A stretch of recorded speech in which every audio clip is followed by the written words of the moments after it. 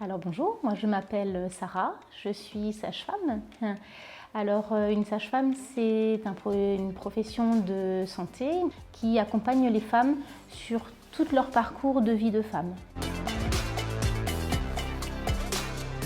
Alors le premier signe de grossesse, c'est le retard de règles. Donc les règles arrivent donc tous les mois, de la puberté jusqu'à la ménopause, donc de l'adolescence jusqu'à environ 50 ans. Et le démarrage d'une grossesse, c'est quand il y a absence de ces règles sur plusieurs jours d'affilée. Et après, on fait un test de grossesse pour voir s'il est positif ou négatif par rapport à l'absence de ces règles.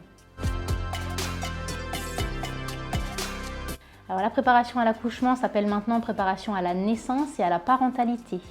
C'est-à-dire qu'on ne prépare plus uniquement l'accouchement, mais on prépare la naissance d'un bébé et le fait de devenir parent. Donc ça englobe beaucoup de choses, c'est très très large. On commence généralement vers le 6e, 7e mois de grossesse pour finir vers le 9e et on explique aux futurs parents le déroulement de l'accouchement et de la naissance. Alors les deux grands signes d'accouchement, c'est les contractions et c'est la perte de liquide amniotique.